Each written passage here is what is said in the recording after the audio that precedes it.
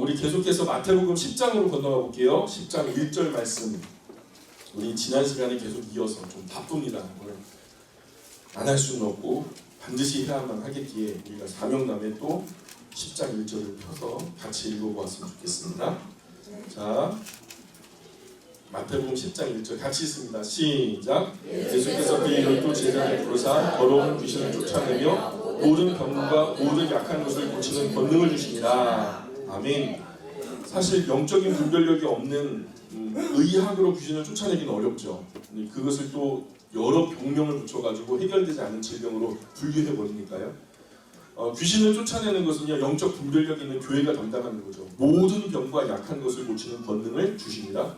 그래서 누구에게? 예수님께서 제자들에게 주셨다는 얘기죠. 하나님께 도움을 구하는 기도와 함께 병을 고치는 것은 사실 병원으로 가야 돼요. 오늘날 그런 장치, 그런 기능을 하나님께서 은혜 가운데 주셨어요. 의사들의 그 의학 지식도 사실은 하나님께로부터 비롯된 겁니다. 그 지혜와 지식이요, 하나님께로부터 비롯된 거예요. 우리 시대에 그런 역할이 없다면 이 또한 교회가 감당해야 될 몫이라고 저는 믿어요. 그러나 전문적인 의학의 발달로 역할이 분단이 이루어졌잖아요. 그러니 교회는 병이 있는 분을 위해서 하나님께 도움을 구하는 기도로서 도와주고, 또한 이후 병원을 통해서 의사나 간호사, 약사, 물리치료사 등등 한의사, 좋은 장치들 많이 있잖아요. 이런 것들을 활용하시면 좋겠다는 거죠. 또한 하나님의 때에 따라 돕는 은혜. 그들은 째고 빼고 꼬매고 뭐 이렇게 할 수 있지만 아물게 하시는 분은 누구죠? 그죠? 하나님이시죠. 농부가 씨는 뿌릴 수 있어요. 물을 줄 수 있고요. 거름도 줄 수 있죠. 그러나 그것을 싹이 나고 잎이 나고 열매 맺게 하시는 분은 하나님이시죠.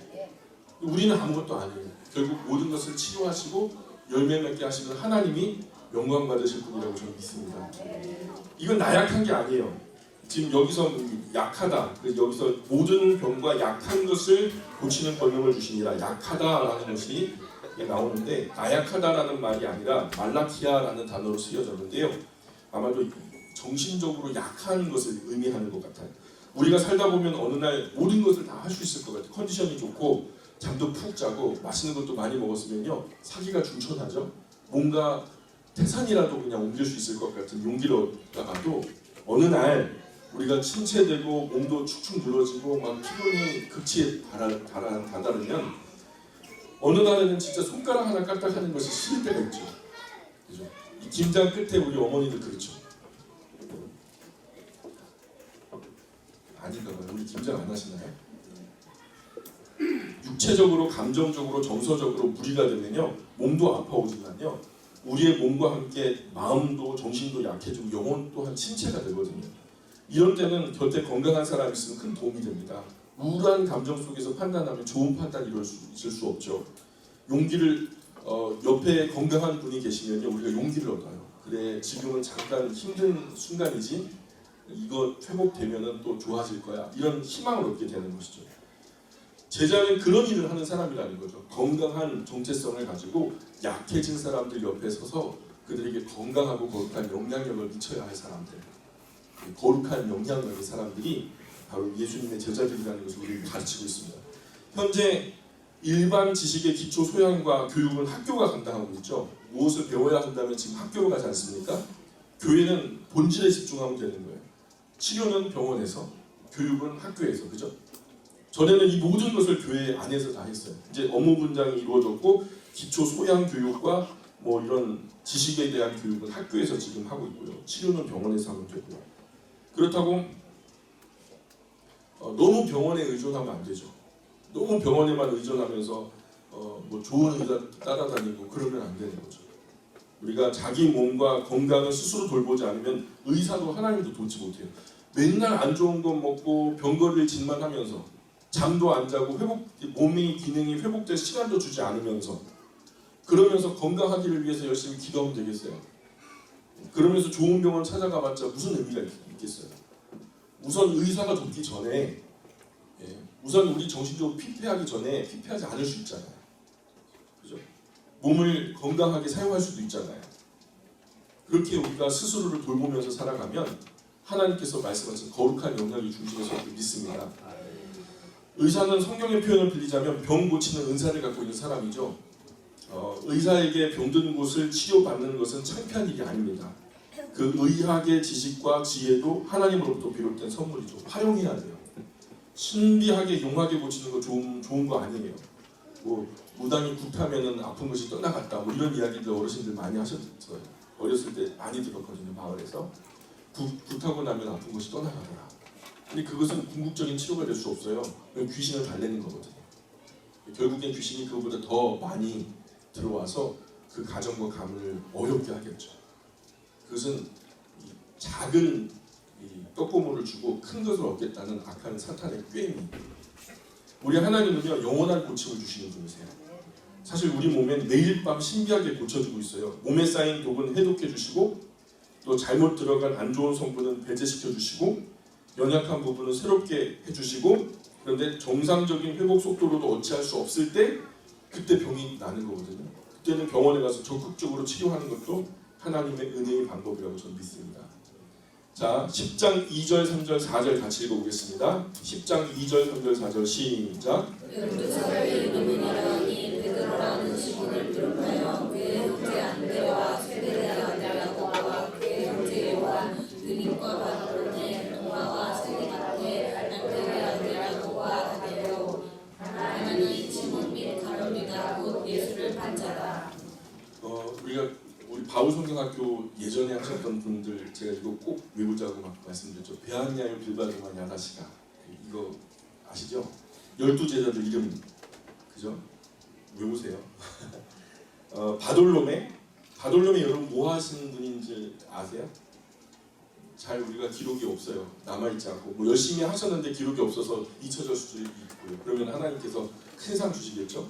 이름 없이 밑도 없이 일했으니까. 근데 정말로 두각을 나타내지 못했을 수도 있어요. 그렇죠?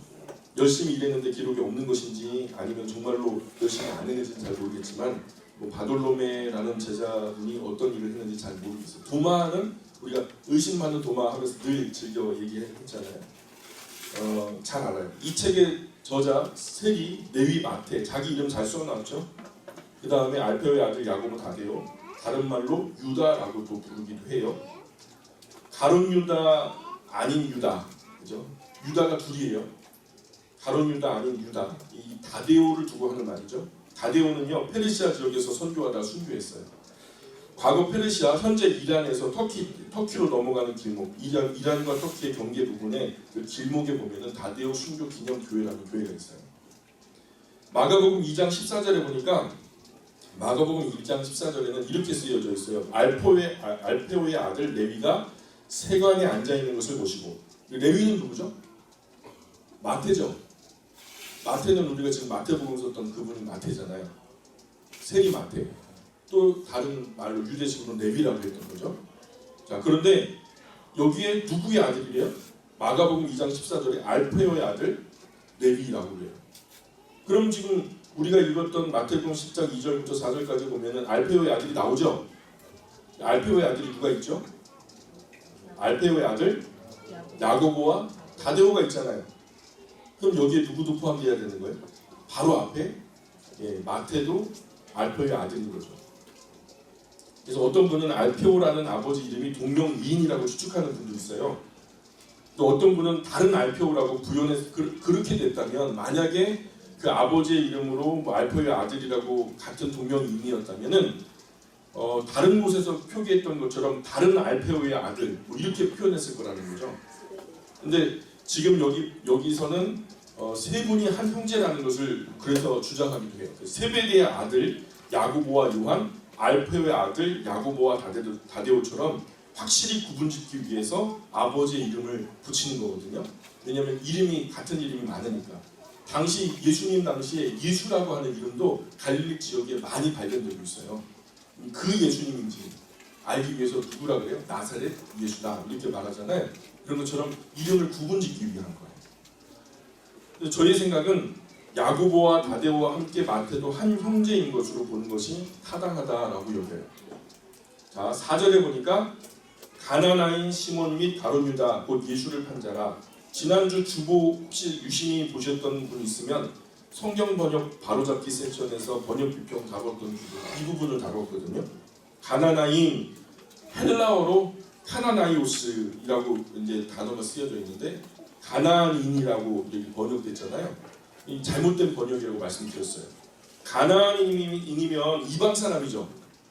이스라엘 경 내에서 바라볼 때 가나안인이면 이방 사람이에요. 히브리어로 카나이라고 했는데 카나이를 헬라어로 음역할 때 가나안이라고 잘못 음역을 한 거예요. 사실 이 카나이라고 하는 말은요, 갈릴리 가나 사람을 말하는 거예요. 갈릴리 가나 사람. 그래서 가나는 이방이 아니죠. 가나는 어디죠? 갈릴리 지방이에요. 갈릴리 지역. 그러니 다른 번역은 갈릴리 가나 사람으로 번역해야 맞는 거죠. 지금 가나안 땅은 어디예요? 이스라엘 백성들이 살고 있는 그 땅이 가나안 땅이었어요 원래. 지금 여기서 가나안 땅을 찾는 가나안인을 찾는 것은 어려운 얘기잖아요. 이치에 합당하지 않은 잘못된 음력 때문에 일어난 해프닝이다 이렇게 보시면 되고요. 10장 4절에 가나나인 시몬 거기다 밑줄을 두시고 갈릴리 가나 사람 시몬 이렇게 적어 놓으시면 좋겠습니다. 자, 5절 6절 계속해서 읽어보겠습니다. 10장 5절 6절 시작. 예수께서 열조를 내보내시며 명하여 이르시되 이방인의 길로 가지 말고 사마리아인의 고을에도 들어가지 말고 오히려 이스라엘 집에 잃어버린 양에게로 가라. 그러니까 예루살렘을 중심으로 유대의 작은 지역 정도를 말씀하시는 거예요. 우리가 예수님 처음 믿고 예수님을 구주와 주님 영접한 다음에 마음이 뜨거워가지고 나 아프리카로 갈 거예요 막 그렇게 결심하지 말라는 거예요. 우선은 어디부터 시작하냐면 사실 사마리아까지는 갈 것도 없고 이방인까지도 무리고 가까운 유대 땅부터 시작하라는 거죠. 할 수 없는 허황된 큰 일을 요구하신 것이 아니라 마음만 있으면 얼마든지 할 수 있는 영역부터 시작하라는 거죠. 우리가요 일이 너무나 많이 꼬이면요 막 과부하가 걸려요. 머리가 막 복잡해지고 혼잡해지고 그러다가 번아웃돼요. 탈진해버리거든요. 그럴 때 좋은 방법은 뭐냐면 나중은 일은 모르겠고요. 지금 할 수 있는 것만 하는 거죠. 할 수 있는 것만 하는 거죠. 그러면은 할 수 있는 것부터 걷어내면 할 수 없는 것이 명료하게 한두 가지로 조려지거든요. 그것 또한 할 수 있는 힘과 능력이 생겨요. 하나님 그렇게 은혜를 주시거든요. 우리 제자들에게도 그런 일들을 요구하시는 거죠. 너무 허황되게 큰 영역을 보지 마라. 그들을 위해서 또한 그 일꾼들을 세우셨잖아요. 지금 이스라엘 제자들에게 요구하는 것은 유대 땅 작은 지경을 얘기하는 거죠. 10장 7절 8절 계속 읽어보겠습니다. 10장 7절 8절 시작. 그러면서 전파하여 가되 천국이 가까이 없다 하고 병든 자를 고치며 죽은 자를 살리며 나병한 자를 깨끗하게 하며 귀신을 쫓아내되 너희가 거저 받았으니 거저 주라. 죽은 자를 살린다 하니까 모든 제자들이 다 죽은 자를 살려야 한다고 생각하는 분들도 있는 것 같아요. 그럼 죽은 자를 살리지 못하면 제자 아닙니까? 죽은 자를 살리지 못하면 제자가 아닌 그런 의미가 아니라 혹은 그런 일이 생긴다라는 것을 말씀하는 거예요. 그런 일을 보더라도 놀라지 말라는 거죠. 선교사님들이 사역 이야기를 듣다 보면 진짜 죽은 자가 살아난 이야기도 제가 들었어요. 병든 분이 그 자리에서 치료되는 것도 그 선교 보고 용지를 보면은 그런 이야기도 허다하고요. 귀신이 떠나가는 것은 아주 그냥 뭐 감기처럼 막 많은 이야기들이 남겨져 있어요. 마을 사람들이 다 인정하는 미친 사람이었는데 그곳에 복음이 전파되고 선교사님과 함께 예배드리는 도중에 귀신이 떠나가는 단계는요 뭐 모래알처럼 많습니다. 병든 자가 고쳐지기도 하고요. 나병 환자가 깨끗하게 되고 귀신을 쫓아내는 수도 있지만 그렇지 않을 수도 있어요. 그렇게 되지 않을 수도 있다는 거예요. 꼭 그래야만 된다는 말씀이 아니라 그런 신기한 기적이 일어날 수도 있다는 말씀이죠. 사도행전 복음서 어디에도 예수님 말고 다른 사도가 나병을 낫게 했다라는 말씀이 안 나와요. 예수님만이 그랬지 다른 사도가 나병을 낫게 했다는 말씀이 등장하지 않아요. 예수님께서 나병을 낫게 한 것 말고 다른 제자, 다른 사도가 나병을 낫게 한 케이스는 한 번도 없어요. 그러니까 이 말씀은 모든 나병 환자 다 빠짐없이 고쳐진다는 말씀이 아니라는 거예요. 사역을 하다 보면 그런 일이 일어날 수도 있다라는 말씀하시는 거죠. 그러나 결론은 뭐냐? 결론이 중요하죠. 결론은 여기 이 구절에서 가장 중요한 말씀은 뭐냐면 따라해 보실까요? 너희가 거저 받았으니 거저 주라. 예, 너희가 거저 받았으니 거저 주라는 거예요. 하나님께서 우리에게 주신 은사를 대가로 장사하면 안 된다는 거죠. 많은 기도원에서 많은 교회들에서 마치 이런 은사를 활용해가지고 돈 버는 공동체들이 많이 있거든요. 우리도 거저 받았으니 다른 이들에게 거저 주는 것이 옳다라는 거예요. 어떤 분은 감사헌금 갖다 바쳐야 응답한다. 그런 효과가 크다. 무슨 무당 못합니다. 하나님 그런 비인격적인 하나님 아니거든요. 이런 말 하는 사람은 다 엉터리입니다. 제가 믿는 하나님은 우리에게 그분의 은혜를 거저 주셨어요. 값없이 선물로 주셨어요. 재물이 있어야 축복한다? 뭐 그것은 신앙을 가지고 사기치는 사람들이 하는 말이니까 혹여나 우리가 어디서 그런 사람들을 만나면 그냥 그 사람들에게서 돌아서셔야 돼요. 성경은 한 번도 그런 말씀을 낸 적이 없어요. 9절 10절 계속 읽어볼까요? 9절 10절 시작. 너희 절대 강이나 돈을 가지지 말고 너희를 위하여 배낭이나 두벌옷이나 식이나 식권을 가지지 말라. 이는 일꾼이 자기의 거룩과 받는 것이 마땅함이라. 좀 바쁘네요, 그죠? 이미 많은 그 분량을 좀 이렇게 나갔어야 되는데 여유 있게 가다 보니까 이렇게 좀 더뎌지고 있어요. 그런데 지난번에 말씀드렸던 대로 구약과는 비교되게 신약은 조금 더디 갈 수 있다라고 미리 안내를 드렸으니까 양해해 주시길 바랍니다. 전도자가 소유욕이 있어서 돈이나 무언가 집착하게 되면 나중에 걷잡을 수가 없죠. 사실 교회의 역사를 보면 예배당이 하나도 없을 때, 예배당이 없었을 때 오히려 복음이 더 빨리 전파됐어요. 어차피 한 곳에 많이 모여 있을 수 없잖아요. 예배당 없으니까. 자꾸 퍼져나가서 빠르게 전파되었던. 그런데 예배당을 짓고 나니까 예배당이 어쩌면 바벨탑처럼 변질돼가지고 예배당에 갇혀서 꼼짝을 못하는 거죠. 흩어짐을 면하자. 예배당에 모여서 흩어질 생각을 안 해요. 모이는 것은 잘하는데 흩어지지를 못하는 거죠. 사실 문제라면 이런 게 문제죠. 교회를 아주 근사한 건물로 인식하게 될 때 교회는 실패하는 거예요. 예배당이 변변치 않을 때 교회는 아주 끝없는 생명력을 갖습니다. 교회라고 가봤자 그냥 허름해요. 상가예요. 그러면 생명력이 남아있어요. 저는 그렇게 생각해요.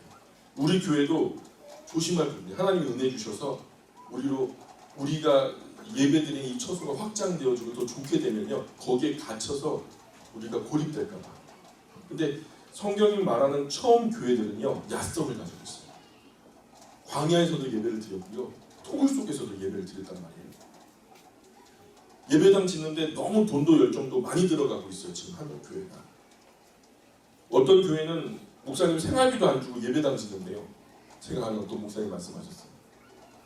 예배당을 멋지게 지을수록 거기에 갇혀서 안 나와요. 자기 자랑을 삼고. 교회가 너무 좋아가지고 지금 와서 예배당 없애자 하면 또 문제가 될걸요. 어떻든 교회가 재산을 자꾸 많이 모으고 쌓다 보니까 교회 부동산 가치가 높아지잖아요. 그러면서 지금 이 교회 재산권을 가지고 장난을 치는 정치꾼들이 엄청나게 많아지고 있어요. 교회 것을 흩어먹고 나눠먹고 쪼개먹고 이런 사기꾼들이 한국 교회 판을 치고 있어요. 노예마다 한두 교회씩은 다 문제에 걸려 있어요. 목사도 아닌 것이 목사라고 거짓말 치고 장로도 아닌 것이 장로라고 거짓말 치고 들어와서 교회를 갖다 나눠먹고 쪼개먹고 빠개먹고 그럽니다.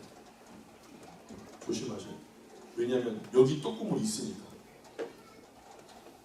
그것이 바벨탑이 될 수도 있다. 너무 많이 쌓으면 안 된다는 거죠. 계속 퍼져나가야 된다는 거예요. 우리는 좀 유통이 됐으면 좋겠어요. 여기서 많은 것을 다루지 않고 많은 것이 유통되었으면 좋겠다는 거예요. 초대형 교회 메가처치 만들어가지고 그 언저리에서 노는 거 별로 잘하는 건 아닙니다. 민들레 호실처럼 생명을 담고서 끝없이 펼쳐져 나가는 교회가 저는 아름다운 교회라고 생각해요. 여기 여러분 떠나는 이 자리는요, 너무 지극히 초라하고 부족하지만 여러분이 펼쳐져 나간 그 삶의 현장, 일상은요, 그 무엇보다 아름답게 열매 맺게 되리라고 저는 믿습니다. 여기는요, 미사일 발사대예요. 미사일 발사대에서 미사일이 터지면 어떻게 되죠? 아군 다 죽습니다. 여기는 능력을 발휘하는 곳이 아니라 공급받는 자리입니다. 어디서 터지셔야 돼요? 복음 가지고 장렬하게 전사해야 될 곳이 있다면 여러분의 삶의 현장이 되어야 될 줄 믿습니다. 모이는 교회도 잘해야 되지만 흩어지는 교회 더 잘해야 돼요.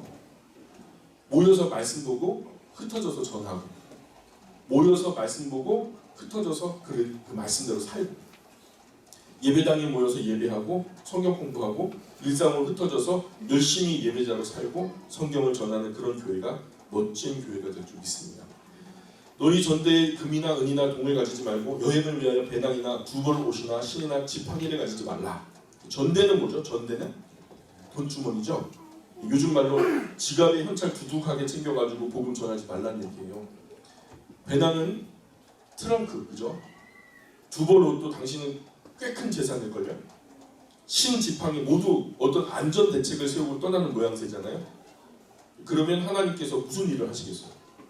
내가 이미 안전장치 다 했어요. 이런 일 벌어지면 이렇게 대처하고 저런 일 벌어지면 저렇게 대처해야지. 이렇게 단돌이 다 하고 떠나면 하나님이 어디서 역사하시나요? 우리가 하나님의 동역자라면 하나님과 함께 일한다는 의미인데 우리가 이렇게 대책 다 세워가지고 일을 하면 나중에 하나님이 끼어드실라 해도 하나님 잠깐만 기다리세요. 제가 대책 세워놨으니까 이거부터 합시다. 그러면 하나님이 동역을 못 하시는 거예요. 첫 번째로 돈이나 물질이 준비되지 않으면 하나님이 일을 추진하지 못할 거 아닙니까? 만약에 그렇게 된다면 장치들이 다 준비돼서 안전한 가운데 일을 추진합시다. 그러면요 하나님이 역사하실 여지도 없고요. 돈이나 물질이 준비되지 않으면 하나님이 일 못한다는 거 아닙니까? 돈에 제한되는 거 아니겠어요? 두 번째는 그로 인해서 많은 경우 계산기를 두드려 보고 선한 사업을 포기해야 되는 상황이 온단 말이죠. 규모 재고, 이리 재고, 저리 재고. 처음 교회는 그러지 않았거든요. 대책 없이 하나님 믿고 갔거든요. 돈으로 하지 말라는 말씀이에요. 물질로 하지 말라는 말씀이에요. 전도자들이 그만큼 물질이나 소유에 매달리게 되면 그것을 매이게 되니까. 그러면 하나님의 일을 우리가 하지 못합니다. 하나님의 능력을 제어하는 결과를 받게 됩니다. 세상에 많은 사람들은 돈 없으면 못하는 것으로 아무것도 못하는 것으로 간주하거든요. 그러면 세상에 돈이 없었을 때는 어떻게 살았어요? 돈이 없으면 아무것도 못한다면 사실 돈이 생긴 지 얼마 안 됐거든요. 돈이 없었을 때는 어떻게 살았냐고요? 아무것도 못했게요. 근데 그때도 뭔가 하고 살았거든요. 돈이 생긴 이후에 사람들은 돈으로 모든 일의 여부를 가늠하게 되었고요. 그러나 하나님은요 돈에 제한받는 분이 아니에요. 돈도 물질도 환경도 여건도 하나님을 제한할 수 없어요. 뒤로는 애국 군대가 쫓아오죠. 죽이겠다고. 이스라엘 참수부대가 쫓아오죠. 앞으로는 시퍼런 홍해가 펼쳐져 있죠. 그러면 사람들의 눈에는요 이제는 다 끝났다. 이제 다 죽었다. 그런데 하나님은요 길이 있다 그러시고 바다를 가르시고요. 바다 밑으로 길을 내셔서 마른 땅을 밟고 건너게 하시죠. 우리에겐 방법이 없어도 하나님께 방법이 있죠. 뒤로는 애국 군대와 이스라엘 사이에 깊은 흑암을 펼치시죠. 절대 따라잡을 수 없는 깊은 흑암을 주셔서 이스라엘 백성들에게는 순탄한 길이지만 이집트 병사들에게는 험난한 길을 여시죠. 이스라엘 사막에서도 샘이 솟고요. 하늘에서 양식이 내리고 바다로도 길이 나죠. 그러나 애굽의 군대는 흑암이 막아서고요. 바다가 덮쳐오고요. 하나님께서 돈이나 물질이나 환경이나 여건에 제한되는 분같이 느껴지시나요? 꼭 그렇게 대책을 세워서 큰 미사일 가지고 뭔가 핵을 갖다가 개비해야 뭔가 우리나라가 안전이 보장될 것 같아요? 과거에는 그랬나요? 이 나라가 어떻게 보호됐는데요? 우리 눈에 보이는 돈이나 물질, 자칫 우리의 하나님을 제한하는 우를 범하게 할 수 있다는 거예요. 우리가 연약할수록 하나님은 강하시다는 거죠. 우리가 없을수록 하나님은 풍성하시다는 거죠. 우리가 가난할수록 하나님은 부유하시다는 거죠. 그러니 우리가 다 내려놓고 갔으면 좋겠어요. 때에 따라 주시는 은혜에 만족하면서 지갑도 그 안에 있는 돈도 가방도 또 가방 안에 화장품은 왜 이렇게 많이 가지고 다니는 거예요? 화장품도 내려놓으시고 심지어 붙인 눈썹도 떼어놓고 가시고 그리고 벌거벗은 듯이 나는 아무것도 할 수 없음을 인정하면서 하나님만 믿고 나아가는 그러면 이제부터 행하시는 하나님의 크신 영광을 목격하게 될 줄 믿습니다. 이후로 얻어지는 모든 영광은 다 하나님의 거예요. 우리가 세상 것에 얽매이지 않을 때 사람들은 우리 안에 계시는 하나님을 더 크게 보게 될 거예요. 쟤 아무것도 없는데 왜 저렇게 잘 되지? 쟤 아무것도 없는데 왜 저렇게 좋은 형통한 길들이 열리지? 진리를 알지니 진리가 너희를 자유케 하리라. 제가 볼 때 우리 교회 짐이 너무 많아요. 교회 짐이 너무 많아요. 여기 지금 무너질지도 몰라요. 우리 교회 짐이 너무 많아가지고. 우리 아파트도 다 그렇죠. 여러분 집에 쌓아놓은 짐 때문에 아파트가 무너질 수 있어요. 짐이 너무 많아요. 이사하기도 어려울 것 같아요. 아주 그냥 수고하고 무거운 짐진자. 뭐가 그리 많은지 몰라요. 그래서 제가 전 집사님을 정리부 부장으로 세웠잖아요. 그래서 이제 뭐 예배당에 무엇이든지 짐이 되는 것은요, 본질에 지장이 없는 한 그냥 다 임의로 정리해서 갖다 버리시든지 뭐 팔아먹든지 알아서 그냥 다 버리시라고 권한을 위임했어요. 그래서 많이 지금 뒤에 열어보시면 다 비어 있어요.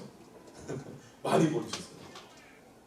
이 예배당이 조금 가벼워졌어요. 우리 몸도 예배당도 늘 가벼워야 될 줄 믿습니다. 이는 일꾼이 자기 먹을 것을 받는 것이 마땅합니다. 복음을 전하는 사람들은 하나님께서 먹이시죠. 까마귀를 보내시든 하늘에서 내리시든 언제나 하나님은 전하는 그곳에서 역사하십니다. 물고기 2마리 떡 5개밖에 없어도 하나님은 거기서 그곳으로 역사하셨어요. 모세의 손에 들려진 것이 아무런 뭐 능력의 원자폭탄 버튼도 아니었잖아요. 지팡이 하나인데 하나님은요 그 지팡이에 역사하세요. 5,000명을 배부르게 먹이시고 12바구니를 남기시고요. 그 지팡이 하나로 이스라엘이라는 민족 전체를 거기서 자유로 이끌어내시는 거죠. 밥을 얻어먹으면서 대화가 되고요. 관계가 시작되는 거예요. 우리가 서로 밥을 너무 안 얻어먹는 것 같아요. 우리 서로 초대하시고 초대받고 하면서 밥을 얻어먹어요. 위통하면 화통하다라는 옛말이 있어요. 그건 오산에 있는 저 모 목사가 얘기하더라고요. 위통하면 화통하다고. 먹으면서 좀 마음이 열리는 것 같아요. 전도자는요 기본이 밥을 잘 얻어먹어요. 그러면서 식탁에서의 대화를 잘 하셔야 우리가 서로 아름다운 교제가 시작될 줄 믿습니다. 우리 11절부터 다음 시간에 계속해서 말씀을 나누도록 하겠습니다. 10장 11절부터 다음 시간에 계속해서 말씀을 나누도록 하겠습니다. 하나님